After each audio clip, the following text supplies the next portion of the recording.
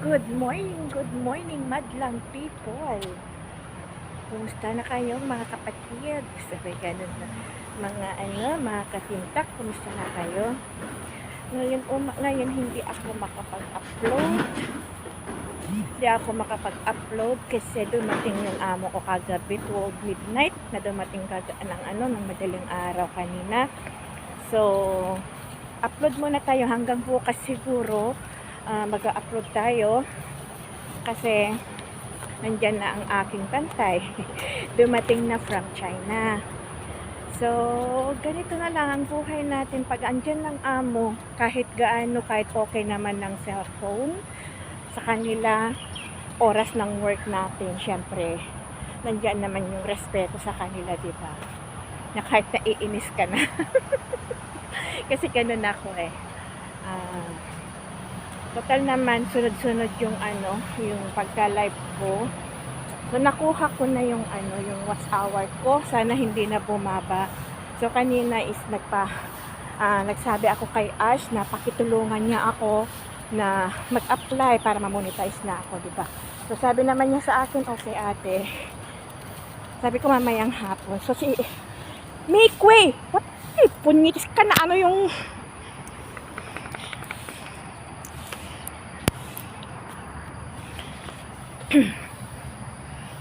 kaya siya yung Mikwe! Siya yung magla-live mamaya, si Ash. Siguro may marami siyang kasi kagabi, saglit lang siya nag-live. Kunento lang niya kung yung mga ganap niya sa pamamasyal niya sa Davao, di ba? So, ganito lang talaga ang buhay namin buhay ng mga OFWs na kapag andyan na ang bantay hindi na makakapag-live kasi yung araw-araw na dalawa lang kami ng alaga ko na iiwan sa bahay. Midway! Tigas ng ulo talaga tong aso ko yung araw-araw na dalawa kami natitira sa bahay. So pwede naman ako makapag sa kanya makapag live kasi nga dalawa lang kami, so dun lang ako sa kwarto ko, siya naman is nasa sala, so wala siyang pakialam, diba? Wala siyang pakialam yung alaga ko. So ngayon upload tayo, baka hanggang bukas upload lang tayo. Sa Monday na ako siguro makakapag live kasi Sunday pauwi na sila na naman sa kabilang bahay na kasi may pasok na yung alaga. Diba? Wala naman tayong maraming pag-uusapan, yung mga ganap-ganap lang. Mga ganap-ganap lang daw, mga ganap lang sa mga pangyayari, di ba?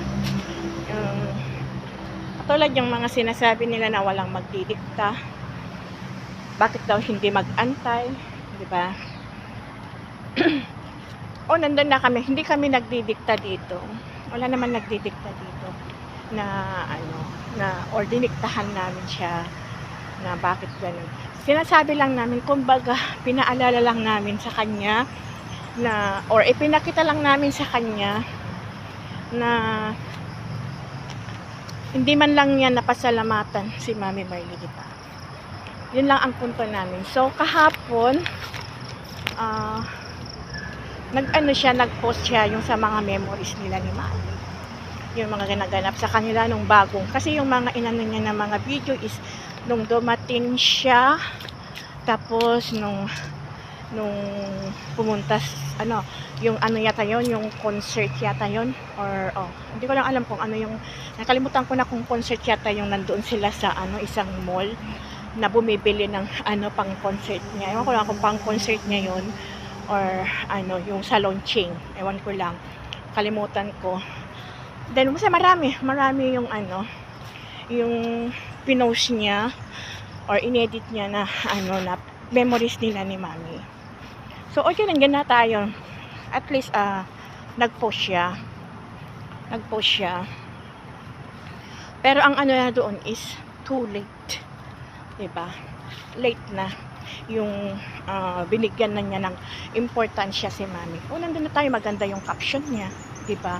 Kung hindi daw kay Mami is hindi niya nakilala yung mga sumusuporta sa kanya ngayon. Okay, nandun na tayo. Tapos na yung sabi ko nga na tao lang tayo, nagkakamali, 'di ba? Pero yung mga ibang sumusuporta sa kanya is huwag kayong maging one-sided. Yun lang naman ang ano namin. Kasi yung sabi nyo, move on na tayo. Magpakatawaran na tayo. Tao lang na kapag may pagkakamali, di ba? Yun ang sabi. Andun na tayo eh. Kaso lang, huwag tayong maging one-sided sa kanila. Kasi mahirap yung ganun eh. Na yung sabihin pa na nagdidikta. Wala nagdidikta sa kanya. Hindi man lang daw mag-antay na mag-post sa pasasalamat. Pero para sa akin naman is kung hindi siguro namin sinasabi sa mga live namin na bakit ganun, hindi man lang nagpasalamat, 'di ba? Ako wala akong galit sa iyo or sa iyo. Basta sinasabi ko lang naman yung pagkakamali mo kasi wala ka naman ginawa sa akin or kaya yung ko lang naman sa iyo, yung pagtatapik ko lang naman sa iyo dito is parang paalala lang, ganun lang yun. Kasi alam naman namin na na edukado kang tao, alam mo naman yung mali at tama, 'di ba? Unang-una nga is nahihiya ako sa mga naging kaibigan ko or kaibigan ko na hanggang ngayon is nandiyan sa'yo. Kaya minsan naaalangan ako na umano sa'yo, bumanat sa'yo. Yung sasabihin yung isa na na wala siyang nagawa masama kay Mami. Yun ang comment niya, yung isa na mamish niya. Paano mo wala, doon na tayo halimbawa, wala siyang ginawang masama kay Mami. Pero yung mga pinapakita niya na na sama ng loob ba, 'di ba? Kadami lang yung sama ng loob na ibinigay niya kay Mami. Kahit sino naman parang hindi niya talaga pinahalagahan yung yung pagturingan nila na as a mother and son, 'di ba? Kasi sabi naman natin nung nasa Maynila na okay na ang lahat di ba? Okay na ang lahat. Kasi naman, di ba? Okay na yung kumbaga nakita naman natin kung gaano kasaya si Mami nung time na. Pag nagkakalayo lang sila ni Mami, doon sila nagkakaroon talaga ng pag hindi pagkakaintindihan. Hindi natin alam kung ano yung mga yung nasa paligid niya, ganun, di ba? Kasi sila naman sila nga mayroon nga hindi sila pagkakaintindihan, di ba? Katulad yung sabi ko nga kahapon na may nakarating kay Mami. Kahit sino naman, di ba? Kahit sino naman na kung ikaw is nag-start ka na na nagpapadala ng mga pagkain or yung mga material na bagay, ganun, yung mga pinakadalhan mo siya, di ba? Tapos mababalitaan mo na ganun, makapagsabi sa iyo na ay pina-stop na pala yung yung pagpapadala mo ng pagkain. Kasi ang nakarating yata kay Mami, di ba? So nagulat talaga yung yung tao. Sabi niya, ha? Hindi talaga makakibo. Wala namang ganun, Mami. Sabi niya, ganun ang sabi. Ano naman po ganun? Sabi niya, hindi ko alam yan. Diba? So, kayo pa rin dyan, yung nag-aanuhan, yung nagkakaanuhan ng hindi magandang mga salita, diba? Kahit sino naman eh. So, andun na tayo, diba?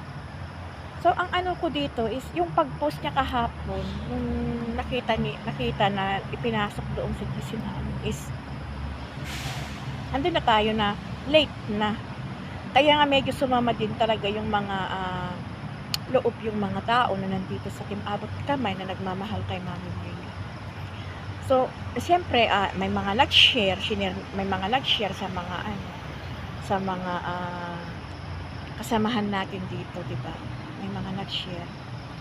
So, yung sasabihin yung isang commentators doon na yung commentators, yung isang ano niya, yung isang supporter niya, na sabi niya move on na, magpakatawaran na. Matagal na kami naka-move on dito. At although hindi siya hindi siya nang hingi ng public apology sa mga taong nasaktan na, okay lang yun, wala na yun sa wala na yun sa kanila. 'Di ba? Wala na yun sa kanila. Ang masakit lang talaga dito is too late na siya. Kung kailan na nabatikos na siya, saka lang siya doon nag-post. 'Di ba? Yung sa post naman doon mo makita, wala na tayong pakialam kasi wall niya yun, 'di ba? Wall na niya yun. So, nandoon lahat yung mga mga attribido ng mga tao, 'di ba? Meron pa nga doon, nainis na talaga doon sa yung isang babae, taga taga Quezon City yata yung babae na yun na nag-comment ng against kay ma'am, na sabi niya na napakabait ng talent, ang manager daw is sabi niya gano'n, pangit, parang yung niya, yung terms niya is pangit ang ugali. Bakit, patanong kita sa commentators ka lang, kung sino ka man, bakit nakilala mo na ba si ma'am? Nandiyan ka lang sa Pilipinas, di ba? Nakasalamuhan mo na ba si Mami Merly? Kaya ganyan na lang ang sinasabi mo. Eng ka din no? Para may masabi ka lang or may i-comment ka lang dyan sa comment section. So, hindi naman natin maano yun. At pasalamat na lang tayo. Sige, okay, magpasalamat na lang tayo. At yung naalala pa rin niya yung mga memories nila. Kasi sabi nila hanggang alaala na lang yung ganun na ganap sa kanila. Diba? Ang ko kasi sa inyo is yung mga sumusuporta sa kanya. Ang nakita ko sa inyo is kayo. Sa halip na na payuhan niya siya na hindi, ang pagkakaalam ko dito, lalo yung pinaka-leader niyo dyan, baka siya pa ang nagsusulsul dyan, diba? Sinasabi ko lang yung nasa loob ko, yung sa loobin ko din. Pero yung isang mamis mo, sabi ko nga sa'yo, nagulat na naawa nga rin ako kami ni yung kasama ko dito ng Sante. Na bakit? Parang may ganun. Diba? May ganun. Na nakakarating kay mami na na pinapatigil. Pero alam nyo kasi yung tao na yun is hindi siya mapag lang sama ng loob. Ayan, wala tayong magagawa kung ganyan, diba? Pero ang lang naman sana dito is huwag kayong maging one-sided. Tignan nyo rin, hindi lahat kay mami nyo pinupukol na siya ang may kasalanan, siya ang unang nagsalita ng hindi maganda, diba? Tignan nyo lang naman yung side yung yung manager na huwag lang naman sa niya, sa side niya. Yun lang ang masakit para sa amin. Diba? Pero okay lang dyan na, move on na lang. Sabi niyo move on, naka-move on na kami, matagal na ka-move on. Diba? Ang lang naman talaga naman namin dito is pakiusap sa inyo. Titigil din kami mga vlogger or mga commentators, ganun. Kung kayo is matigil na rin ng parinig dito, parinig doon. Ayan, nag-umpisa na naman yung isa yung kasamang babae kahapon. Hindi talaga tumitigil. Palaban ka. Alam mo, naiinis na talaga ako sa'yo sa totoo lang. Ang laki rin talaga ng respeto ko sa'yo. Pero hindi ko alam kung bakit ka nagkaganyan dahil lang sa gusto ko. Parinig mo. Ikaw, sabi ko sa'yo, baka ikaw ang manira ng ng tawag nito, ng team ninyo. Tignan mo lang yung ganyan na itsura mo, ganyan na mo.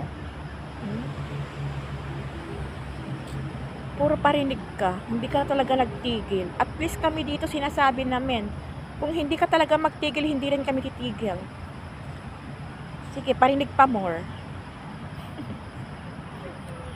Iumpisahan mo na naman sa mga TikTok mo kahapon nagpaparinig kahit sabihin mo na ay wala naman pangalan, hindi naman parinig yun, kundi hindi ako naniniwala dyan kasi TikTokers din ako. Kaya tumigil ka. Kasi isa ka sa punot dulo kung bakit nagkaganito, no? Hmm. Pa masyado, papansin ka din. Talagang pinakita mo talaga yung tunay na tunay na ano, pagkatao mo. Yan lang ang ano sa inyo, diba? Masama na ano. Sabi niyo man, tahimik kayo. Oo, yung mga ibang kasama niyo dyan, tahimik. Pero yung isang kasama niyo dyan, hindi tumitigil ng bunganga. Siya ang tira ng yung hindi pa nga siya nakatulong sa kay ano, sa iniidolo niyo. Siya pa yung malakas magparinig. Wala ka naman pinagdaan dyan, diba? Wala kang pinagmamayabang dyan, diba? Oo, siguro. Papasalamat sa'yo kasi sinusuportahan mo siya. Pero sa mga ibang bagay na pag-support, wala ka naman. At pagkakaalam ko, wala ka tanggap. Ganun ba? Ay nako, ewan ko sa inyo. Ewan ko kung anong nakita nyo, kung ano yung nangyari na sa inyo. Bakit kayo nagkaganyan?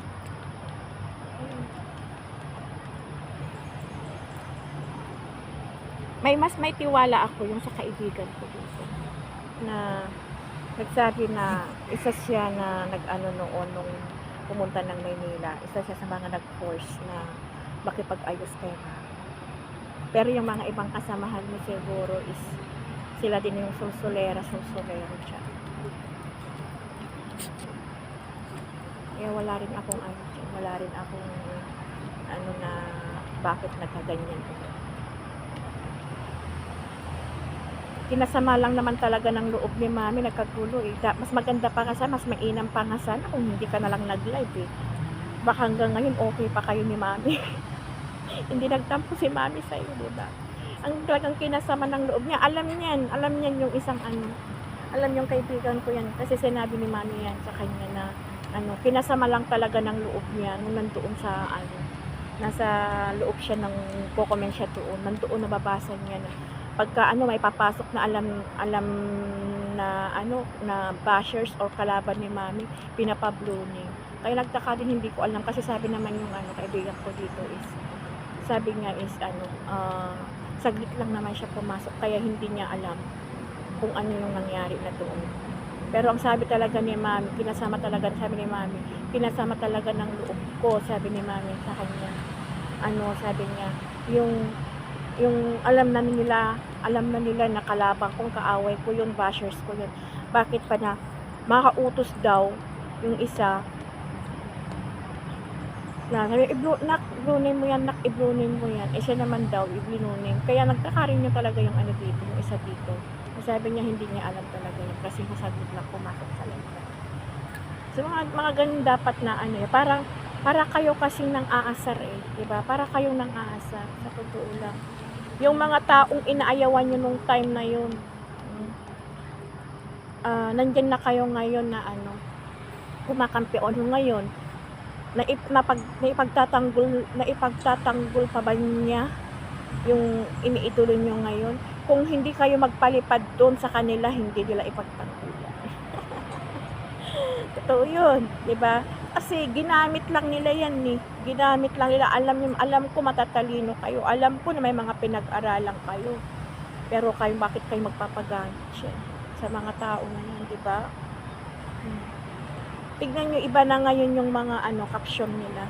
Iba na ngayon mga tinatakil nila. Ang tinitira na naman nila ngayon dito is yung yung bago na ampon ni Mami na hindi naman talent ni Mami yun na masasabi. Hindi talent ni Mami yun. Kaya nakinig lang kayo kasi nung time na na yun, sa halip na kayo yung manguna na makipag-ayos, hindi kumbaga pinalala nyo yung sitwasyon na ganito, diba, na nandun na na kayo doon sa mga kalaban ni Mami, diba, nandun na kayo sa mga kalaban ni Mami, nagko-comment na kayo, hindi na o sabihin na natin na wala naman kayo kasi ang katwiran nyo is nandun lang naman kami, 'di ba? Sabi niyo, nandun lang naman kami, nagko-comment, wala naman kaming masamang ano, hindi naman namin binalahura si ano, si mami or si tita. 'Di ba 'yun ang ano. Pero ang ano doon, ang point doon is nandito pa noon si yung alaga niya sa napangangalaga ni mami, pero nandoon kayo lahat nagkukumpuni, 'di ba? Kahit sino naman na hindi masasama ang loob niyan, 'di ba? Kahit sino sa atin dito sasama at sasama ng loob, 'di ba? Kaya hindi hindi katwiran yung ganyan na na ano niyo na porket nakikita niyo na kami doon, gano'n. Ano lang, shout out lang naman kami. Pinapakita parang nang-aasar talaga kayo eh. Nang-aasar kayo sa totoo lang. Eh kung susuportahan niyo yan, sige suportahan niyo. Wala naman kaming ano dyan, wala naman problema na yan. Kasi nandyan na yan sa inyo.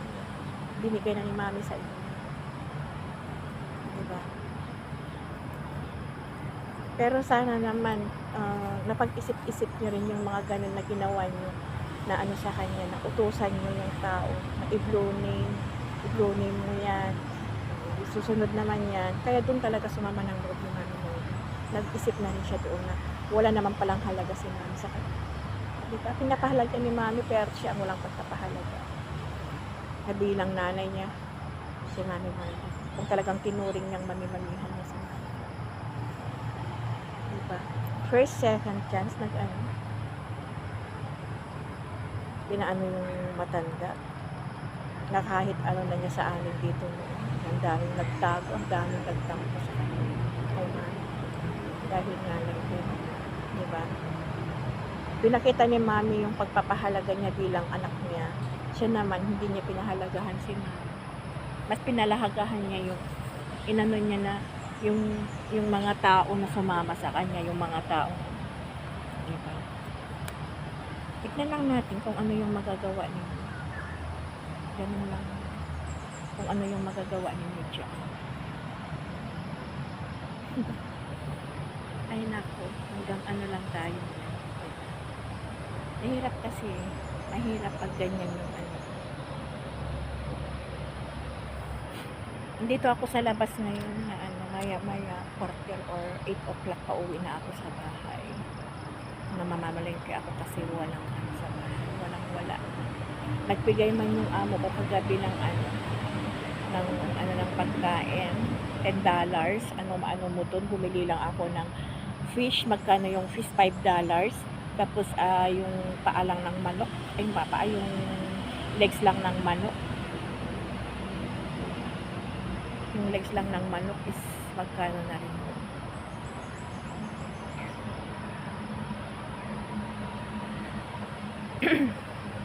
Minsan ang hirap din minsan mag-budget sa mga amo ko. Minsan nagagastos ko rin yung pera ko. Minsan hindi na lang ako nanghihingi sa kanila eh. Minsan hindi na lang ako nanghihingi sa kanila. Hindi na ako nanghihingi minsan sa kanila eh. Yung nagastos ko sa na pera ko, hindi na. Yung mga naabono ko. Kasi minsan nakakasawa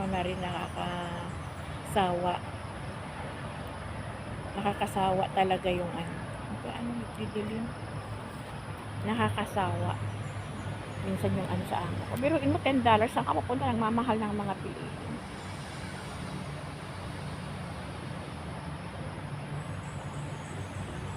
Ayun, ewan ko dito sa abo. Minsan makaano sila sa budget.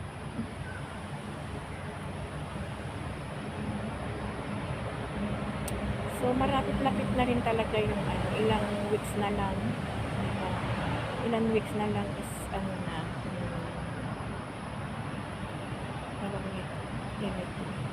madilim. Ilan weeks na lang is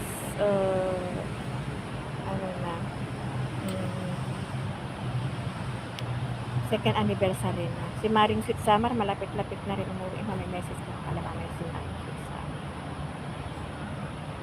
Diba? Basta tayo dito sa sa loob ng ng community natin. Community ng ng TAC community. Sige lang, laban lang tayo. Talagang ganun ng buhay, 'di ba? Yung sabi nga na may umaalis, may dumadating. Diba? Nasa ano yata ngayon ni si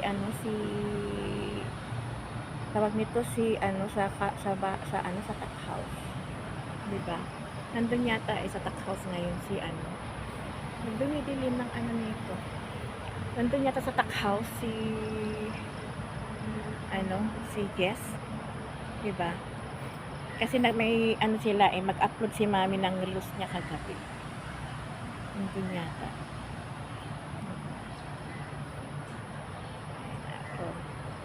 Puro pasakit. Nagdidilim dito kasi ako sa labas. Ayan. Diba?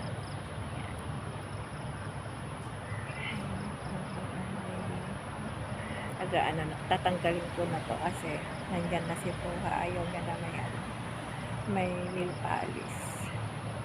Bili ako mamaya. Cuticle remover. Si As ang mamaya ang magla-live sa islat ko kasi sabi ko kung sinong gustong mag-live, sabi niya ako na lang ate, sabi niya kanina, at mag-iikot daw siya muna.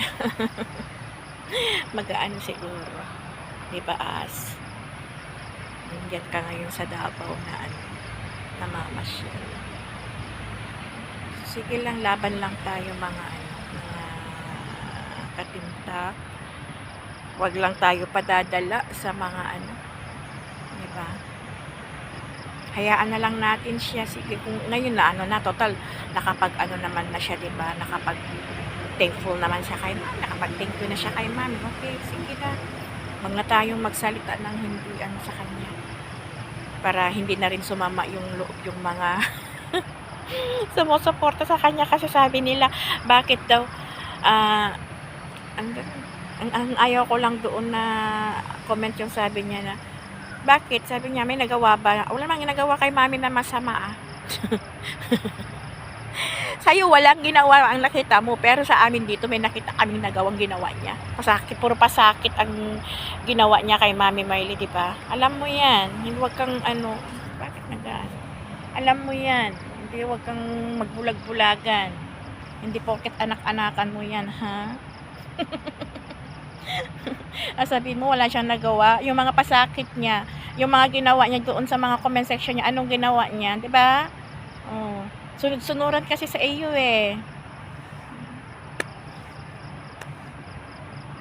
Alam mo yan, wala akong galit sa iyo.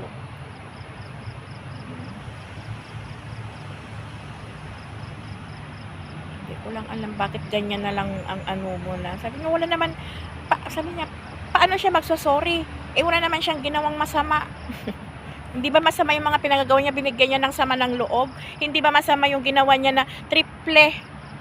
Yung ginawa niyang kaguluhan dito sa Team Abot Kamay? Nakadang gulo-gulo, 'di ba? Ang pagkakaibigan nawala dahil sa kanya, nagkadang layo-layo ang mga buti nga lang yung kaibigan ko dito, at least yung kaibigan ko dito, hindi niya, yung sabi nga niya sa akin, labas sa issue. Hindi ng pagkakaibigan namin. Pero kaya yung mga iba diyan, 'di ba? Nang dahil lang sa na yan, kinalimutan niyo yung pinagsamahan pinagsamahan natin dito sa Team Abot Kamay ng 2 taon na pinaglalaban natin. 'Di ba? Alam naman namin na minahal niyo naman yan si Mami. Pero kung talagang minahal niyo siya, hindi kayo nagaganyan, 'di ba? Okay lang naman yung magsuporta ka sa isang tao, wag lang naman yung 'di ba? Yung ma-obsess ka. Ilang masama, 'di ba? Kaya ay naku, ewan ko sa inyo kasi paano kayo kasi masyado. Hindi man lang kayo nakapag-isip-isip ng ay nako. Tignan lang, sabi mo naman, 'di ba? Sabi mo naman na sumikat ka man o hindi, nandiyan lang kayo. Tignan lang natin hanggang kailan ng niyo diyan, 'di ba? Sabi mo sa comment mo, sumikat ka man o hindi, nandito lang kami para sa iyo. Bakit wala ka bang pamilya? Diyan tayo, 'di ba? Wala ka bang pamilya? 'Di ba? May pamilya ka. Wala, ipupuhos mo ba lahat yung ano? Tignan lang natin. Yung ano, yung kaibigan ko, yun lang siguro maanuhan ko yan na ano, magtatagal silang mag-ano niyan, susuporta yan kasi nag-iisa lang ang anak niyan. Wala na siyang ibang ano niyan, kaibigan ko dito. Kasi yun ang alam ko na magtatagal na susuporta diyan. Kasi wala naman ibang iniisip yan, wala naman ano, nag-iisa yang ang anak lang, di ba? Eh, tignan lang natin kung ano nyo kayong mga iba dyan. Kung sasabihin nyo na kahit hindi ka sumikat, andito lang kami. Kasi ikaw din yung nagsabi sa akin na ano, na sabi mo na kahit hindi bibigyan si mami ng mga ng trabaho, diba sabi mo marami siyang gigs na yung gigs niya ang ano, ang i-post nyo, hindi yung ano yung nandito pa siya sa ating abot kamay na yun ang mga pinopost niya. Yung mga bagong gigs niya, yun ang ipaano nyo, yun ang i-post nyo. Para sa ganun is masaya naman yung ano, yung dating manager niya. Kasi hanggang ngayon ramdam namin hanggang ngayon is mahal niya ni Mami Maria. Kaya hindi nga siya nagsasalita, diba? Eh, Diyos na lang bahala sa inyo, diba? Kung hanggang kailan na ano. Kasi mahirap naman yung manghusga, diba? Sige, hanggang dito na lang po, 30 minutes na ano ako, nagwalwal ako. So, maya-maya, pauwi na ako sa bahay kasi pupunta ako talaga ng palengke. Wala kami sa bahay. Ang daming wala. So, bye-bye na.